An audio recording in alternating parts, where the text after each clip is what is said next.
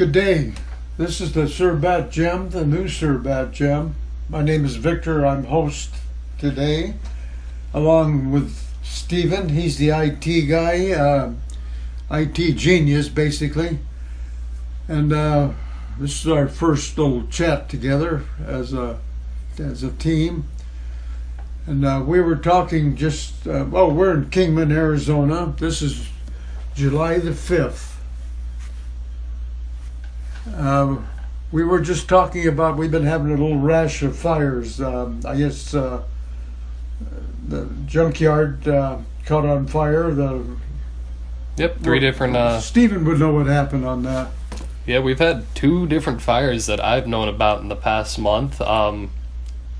Since we live in Kingman, Arizona, right on Andy Devine, we had the fire that happened at the 3 recycling centers. It started off at Carr, and the wind ended up picking it up and blew it over to Bulldogs Recycling and then to Apex Recycling. It took 4 different firefighter teams to get all the fires put out. That would be Kingman Fire Department, Yucca Fire Department, Golden Valley Fire Department, and Bullhead Fire Department. And then just several days ago, on the 1st of the month, we had a fire on the end of where actually I live, of Devlin. So we lost 4 houses, 5 cars, 3 out sheds, and a boat. But luckily, nobody was injured, no animals were hurt. The only thing that happened was one elder gentleman had minor smoke inhalation, so thank God nobody got hurt. And from what I'm understanding, Kingman Fire Department is claiming it as an arson. So hopefully we don't really have an arson going around burning homes, because that just caused a problem with this dry weather we're having right now. That's just one of the things that are going on out here. Yeah, that's about the extent of our excitement here in Kingman. It's pretty quiet town most of the time. I see that they got the water park done over at the park over here in Kingman. Oh, I didn't know they had a water park here. Yeah, they were doing a fundraiser at the dam bar to make $50,000 to make a splash pad. And so they just put in a splash pad over at the park. I'm drawing a blank on the names of these streets. I'm sorry about that. Were they raising funds for...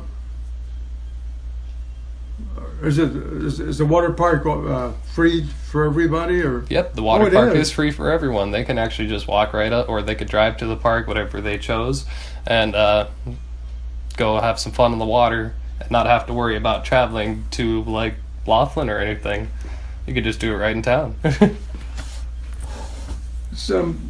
One thing about Kingman, which is kind of neat, we're close to Las Vegas and Laughlin and Grand Canyon and Lake Mead and Colorado River. There's definitely a plethora of places we can go through to here. There's also the Grand Canyon Caverns, the Wallapai Mountains. We live next to an Indian nation, the Wallapais. They actually run the Skywalk at the end of the Grand Canyon. Very fun experience, kind of scary, 4,000 feet up in the air. It's an amazing feat how they accomplish that too. They say that the building can stand an 8.0 earthquake by the way they designed it. And the place that they actually designed it at is a site called Guano Point, because they used to run a tram across the Grand Canyon into a cave that had bat guano. And the interesting thing about that site is actually right on a fault line.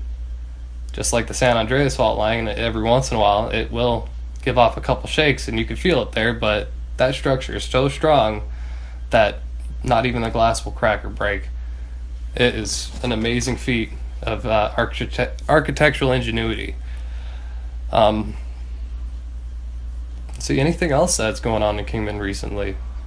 Speaking of the Skywalk at the Grand Canyon, I lived in Dolan Springs for 26 years, and that was the way to get to the Grand Canyon Skywalk. It's a little town, maybe 2,000 people, and there was a traffic jams because of all the tourists. I understand about 4,000 cars go up there a day, and cars and buses, and they have an airfield, and From but what it's probably quite expensive, though. I understand. From what I understand, the most people that they had in one day was like an excess of 4,400 people in just one day of business, and that would be the one day they provide free out of the year. It would be their anniversary, which always happens in April. It's a pretty cool event, other than on that day, those lines are very long. You've been on the Skywalk. I actually used to work at the Skywalk. Oh, you did? Mm-hmm. What did you think of the Skywalk? What kind of feeling did you get? When you first get there, you're sitting at a terminal building and you buy a ticket to get on a bus, and the bus takes you to the Skywalk second. The first stop it takes you is a little ranch, which kind of resembles Western style living back in the 1800s. Now, after that stop, you go to the Skywalk, and the Skywalk, it was kind of a heart-pacing event. I kind of got a little scared jumping on that bridge. So you go inside the building, you would hand them your ticket, and they would give you a key to stick all your personal belongings inside of a locker because they don't want you to lose anything. So you take out your phone, your wallet, anything else, and you'd keep the key to self. And from there, you go into the next room, and they make you kind of wear these booties over your shoes.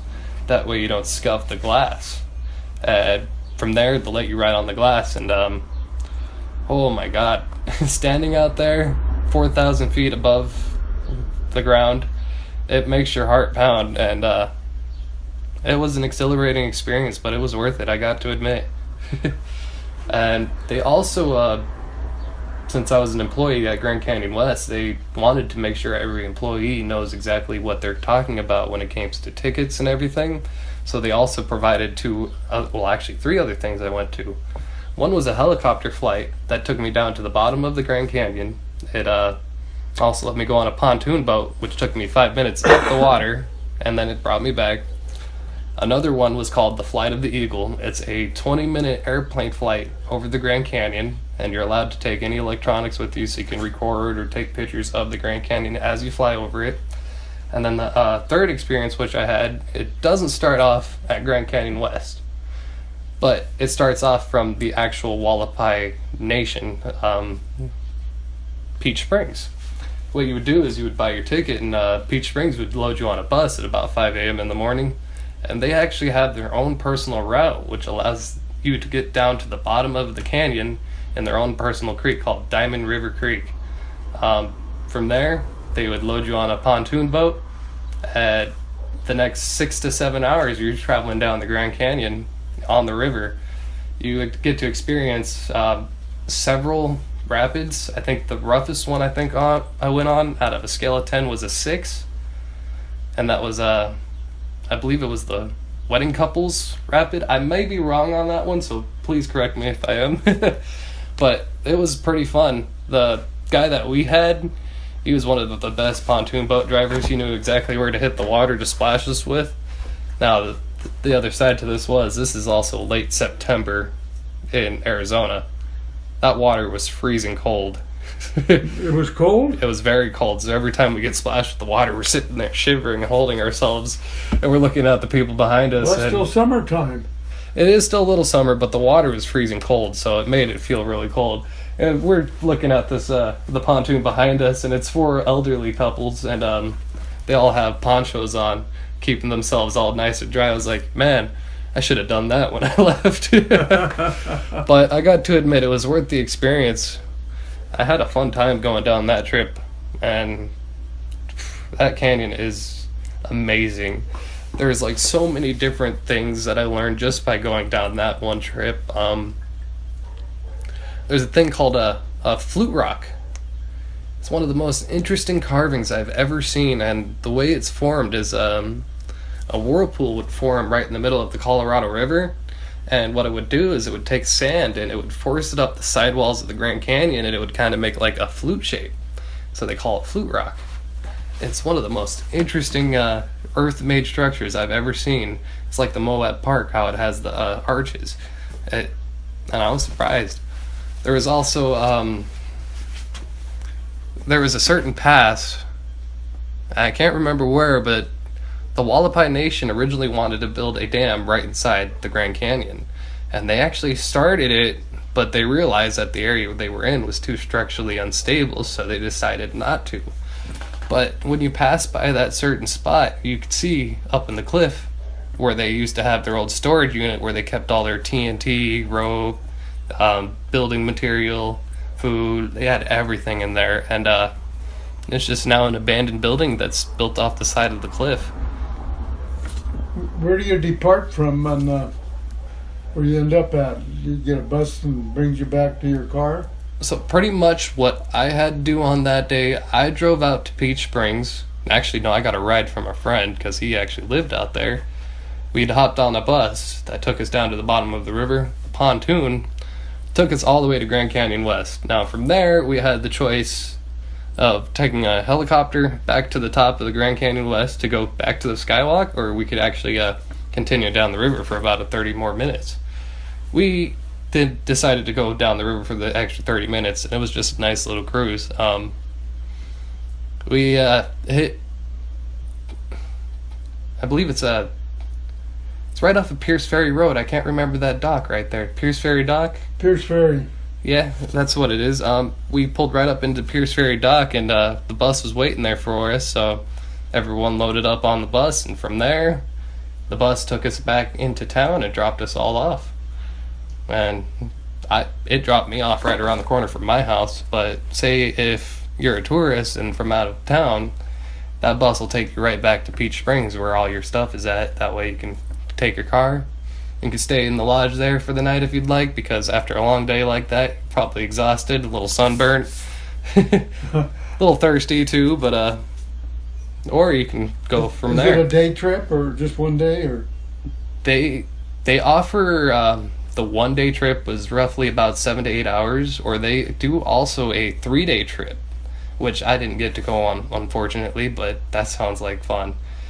They'll take you a little closer to Flagstaff for that one though, and then from there they'll camp out at several different sites so you can see. Speaking of which, after one of the first rapids I went down, right afterwards they decided to make a stop. And I'm like, why are they just stopping right here? Why aren't we going down? And we all hop out and start walking up the canyon, and we see this waterfall coming out the side. And climb up to the top, and it's a cavern. And there's a waterfall inside a cavern.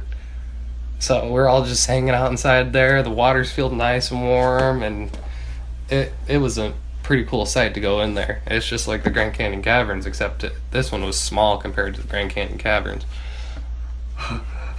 We went to Grand Canyon Caverns once. It was neat. It's been there a long time, and there's an elevator that's probably made in the 1930s. Wow. I don't know if they still have it. Might have replaced it, but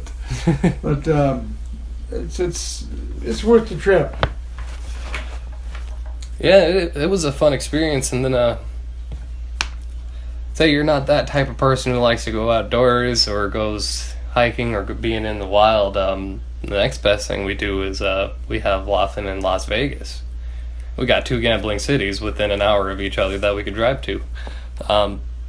Vegas a little busier, a little more hectic, so most of the time people in Kingman tend to head towards Laughlin. 2 reasons: you got your casinos and everything there, and you also have your water, so you can go right into the lake and not have to worry about it.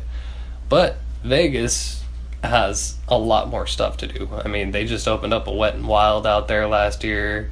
They're constantly opening up more buildings and skyscrapers, more amusement rides and all that stuff. I heard that they got that Ferris wheel out there too. I heard that big wheel, is it called? Or I'm not too sure the name of it, but yeah, you have cabins, and you can get a bar in it if you want, and you can just or you can go get to anything you want up you can there. get pretty much. They actually just legalized recreational marijuana out in Las Vegas the other day. Yes. So if somebody's licensed to sell it, you are legally allowed to buy marijuana in the state of Nevada. Yeah. So yeah, I hear there's long lines. I can imagine. Really long lines.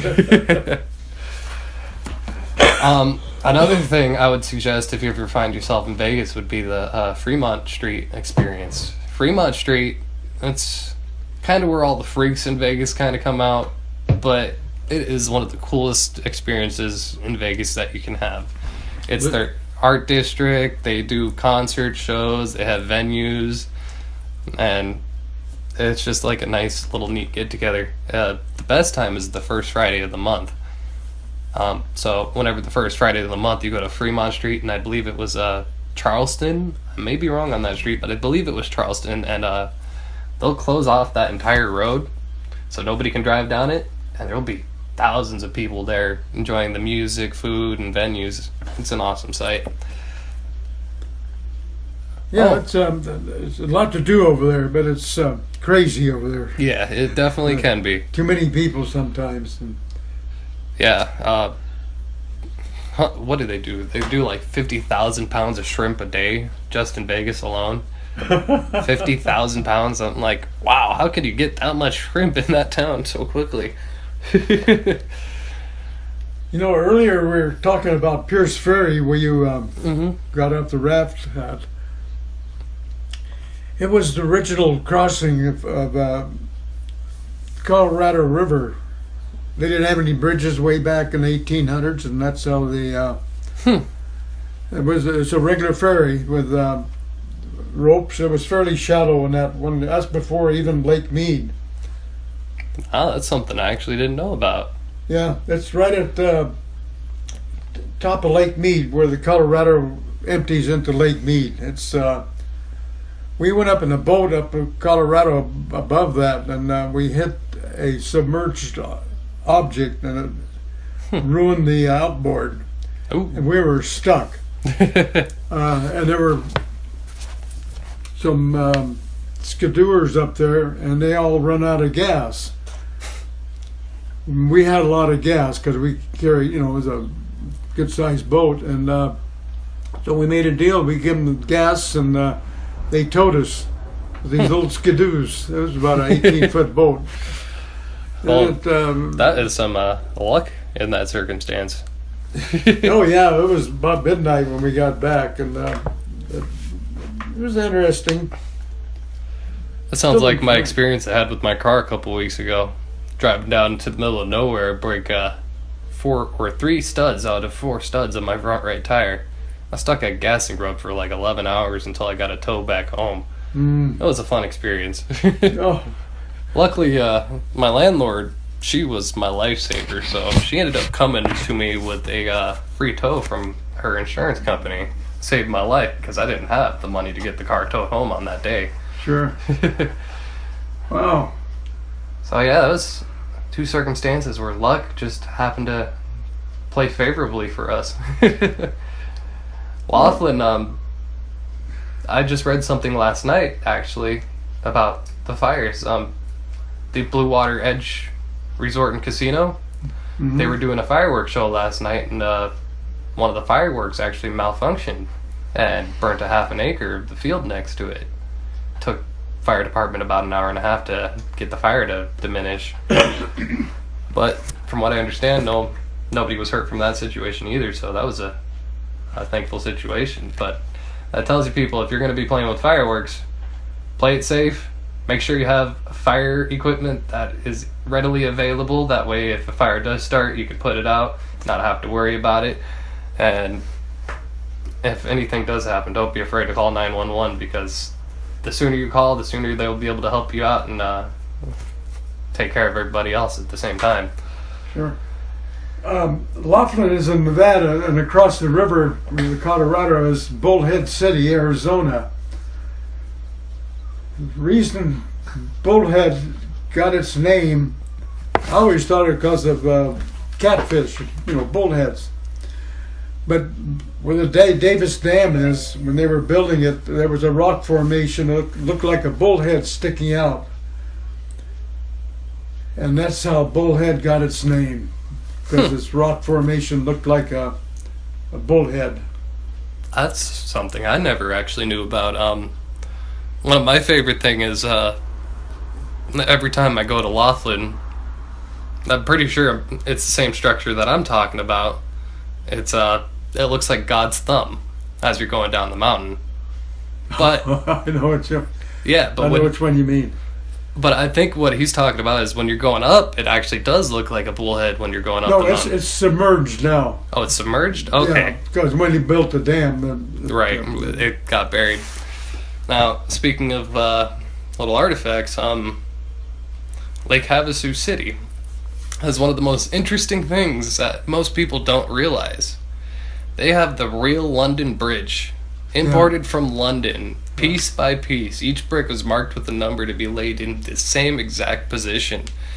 Most people consider the drawbridge in London the London Bridge, but no, the actual London Bridge was a brick bridge that was transported to Lake Havasu City, and it is quite the marvel. I remember when that was put that up. I probably wasn't even alive yet. Probably not. It's been a long time. It was a big talk. It must have been a fun project getting all that to come over here. Oh, I don't know. Halfway across the world and relay it back brick for brick. I got to admit, that is another structural engineering that is astounding, how people can accomplish things like that. But well thought out, well planned. That's all it takes. Anything else in Kingman that's happening recently? Not that I can know of. It's Most people in Kingman tend to find entertainment outside of city limits, whether it's hunting, fishing, or things like that. But inside town, I personally find that there's not really many things to do. And you got a skate park, you got a movie theater, but that's pretty much it for the youth out here. Yeah, it's pretty quiet. Kingman's about 50,000 population right now, I understand, and I understand about 40% of it is elderly. Mm-hmm. And about 20,000 actually lives in the surrounding areas of Kingman. So that's Golden Valley, Yucca, Wallapies, Valentine. Ooh, I'm drawing a blank on that one. I know what it is too. Huckberry, that's what it is. Huckberry.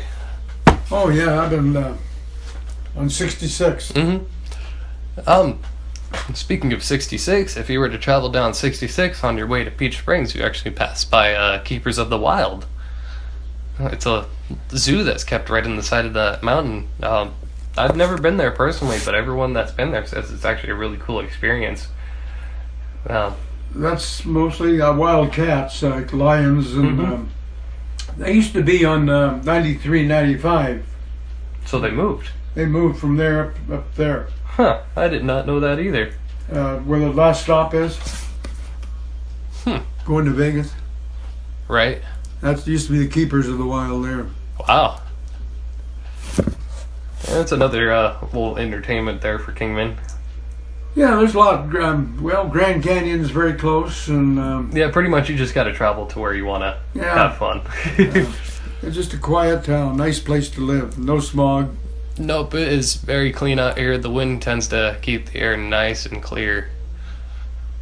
It's one thing about Kingman. They say, what is it? Chicago's a windy city. I think Kingman can almost compete with Chicago because it gets pretty windy out here. Oh, really? Well, in Dolan Springs, it was more wind than we get here. Really? Oh, yeah.